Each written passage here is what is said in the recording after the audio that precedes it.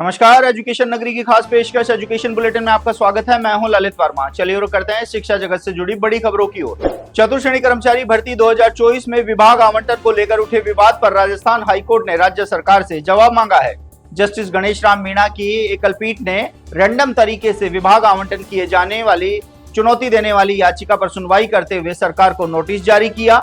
याचिकाकर्ता प्रियंका का कहना है कि विभागों का आवंटन मेरिट के बजाय रैंडम आधार पर किया गया, जिससे योग्य अभ्यर्थियों के हित प्रभावित हुए हैं।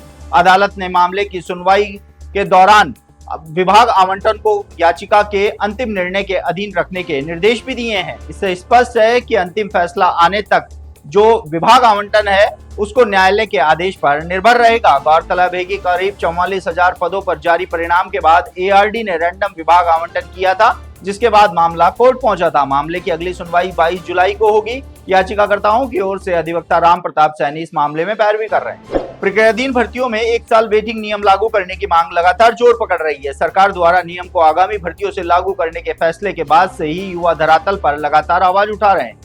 विभिन्न भर्तियों से जुड़े युवाओं ने पहले विधायकों, मंत्रियों और अधिकारियों को ज्ञापन सौंपे, तो उसके बाद सीएम भजनलाल शर्मा के नाम भी पत्र लिखे, लेकिन कोई सुनवाई नहीं होने पर पिछले दिनों अभ्यर्थियों ने जयपुर में प्रदर्शन करते हुए अपनी आवाज उठाई। साथ ही मंत्रियों और विधायकों के घेराव की चेतावनी भी दी। अभ्यर्थियों ने आरोप लगाया है कि लगातार हो रही भर्तियों में पद खाली होने का खतरा मंडरा रहा है। सबसे ज्यादा चतुर्थ श्रेणी भर्ती में आगामी समय में करीब 10 से 12,000 पद खाली होने की संभावना है।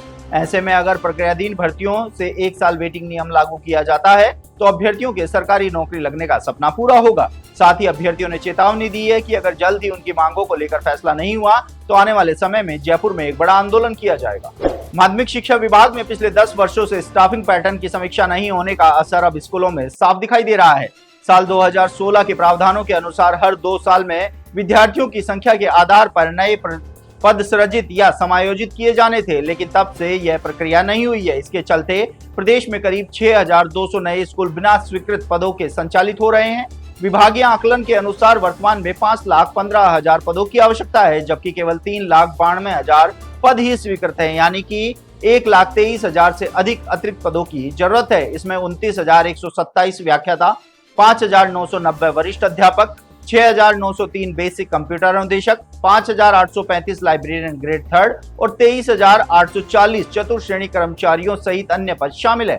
ऐसे में प्रदेश के युवा और शिक्षक संगठनों ने जल्द स्टाफिंग समीक्षा कर नए पद सृजित करने की मांग तेज कर दी है। राजस्थान लोक सेवा आयोग की वरिष्ठ अध्यापक हिंदी भर्ती 2022 में फर्जी एमए हिंदी डिग्री के जरिए नौकरी दिलाने वाले गिरोह के खिलाफ एसओजी ने बड़ी कार्रवाई करते हुए अशोक बिश्नोई उर्फ अशोक चोटिया को गिरफ्तार किया है। अतिरिक्त महानिदेशक पुलिस विशाल बंसल ने बताया कि आरोपी को 13 जुलाई को गिरफ्तार कर 17 जुलाई तक पुलिस रिमांड पर लिया गया है। जांच में सामने आया है कि आरोपी ने मेवाड़ यूनिवर्सिटी गंगराज चित्तौड़गढ़ के नाम से फर्जी मार्कशीट और डिग्री उपलब्ध कराने में अहम भूमिका निभाई।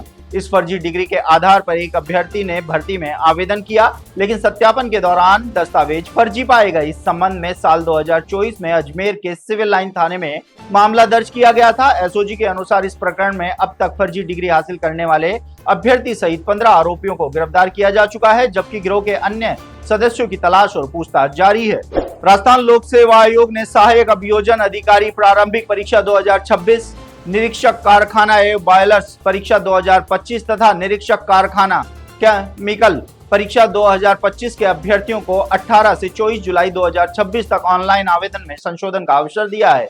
अभ्यर्थी नाम, पिता का नाम, फोटो, जन्म तिथि और जेंडर को छोड़कर अन्य विवरण 500 रुपए शुल्क जमा कर संशोधित कर सकेंगे। ऑफलाइन संशोधन स्वीकार नहीं होंगे। आयोग ने यह भी स्पष्ट किया है कि पात्रता नहीं रखने वाले अभ्यर्थी इस अवधि में अपना आवेदन ऑनलाइन विड्रॉ भी कर सकते हैं। गलत जानकारी देकर आवेदन बनाए रखना भारतीय न्याय संहिता की धारा 217 के तहत दंडनीय है और भविष्य की भर्ती परीक्षाओं से 1 वर्ष तक डीबार किया जा सकता है। आयोग ने यह भी याद दिलाया है कि एक वित्तीय वर्ष में 2 परीक्षाओं में अनुपस्थित रहने पर वन टाइम रजिस्ट्रेशन यानी कि ओटीआर सुविधा ब्लॉक हो सकती है। इसलिए परीक्षा नहीं देने वाले अभ्यर्थी समय रहते आवेदन वापस ले लें। तो ये थी शिक्षा जगत से जुड़ी तमाम बड़ी खबरें। कल फिर से आपके साथ रूबरू होंगे, तब तक के लिए नमस्कार।